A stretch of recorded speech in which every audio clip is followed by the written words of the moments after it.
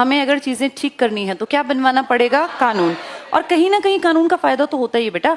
अब आप आज के सिनेरियो में देखो, आज की डेट में कन्या भ्रूण हत्या घटती जा रही है। कारण क्या है? कानून बन गया।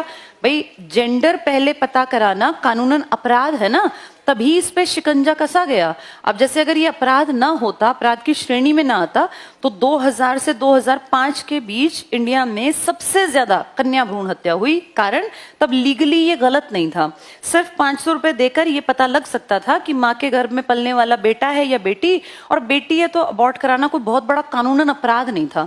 लेकिन आज आप किसी भी अस्पताल में जाओ, वहां जगह जगह पट्टी नीली रंग की लगी होती है, उस पर लिखा होता है कि यहाँ भ्रूण जांच नहीं की जाती है, ऐसा लिखवा के रखते हैं ना वो।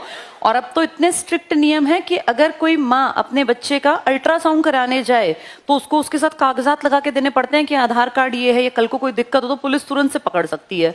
ये देखो, कानून बनाना तब ये चीजें कंट्रोल में आई। तब भी ऐसा ही था, सती प्रथा को कंट्रोल करना बहुत मुश्किल था। क्या बनाना पड़ा? अच्छा, ये चीजें कुछ लोगों को बुरी लगती थी उस जमाने में। उन्होंने कहा कि भाई सती प्रथा तो हमारा हिंदुओं का एक तरह का बेसिक राइट है, पूरे समाज का, तो ये हमारे ऊपर क्यों इसको थोप रहे हैं कि हम सती प्रथा में औरतों को, कोई सती होना चाहती है तो सती ना हो।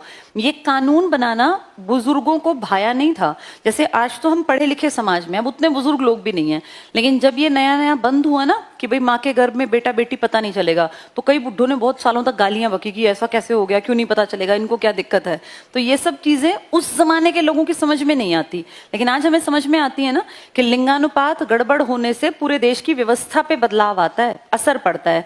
किसी भी पढ़े लिखे देश में आप देखो, मेल फीमेल का रेशो बराबरी पर, या फीमेल हमेशा मेल से ज्यादा होनी चाहिए, ये बायोलॉजिकली नेचुरल नियम है। पर हमने इंडिया में इस पर खत्म करते हुए 1000 के मुकाबले कितनी महिलाएं थी? 940।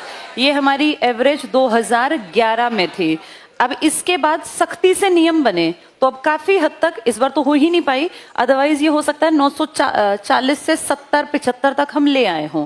अब जो पुराने हैं उनको तो हम पैदा नहीं कर सकते कि भाई पुराने टाइम के आदमी औरतों को बराबर कर दे, लेकिन जो पीढ़ी अब जन्म ले रही है, अगर उसमें हम नेचुरल चीज को लगातार आगे बढ़ाएंगे तो आने वाले कुछ सालों में ये चीजें कंट्रोल में आ जाएंगी। पर इसके लिए क्या बनाने पड़ेंगे? सख्त कानून। कानून उस टाइम भी बनाने पड़ते थे, अब पढ़ के देखो ये कानून लोगों को अच्छे नहीं लगे।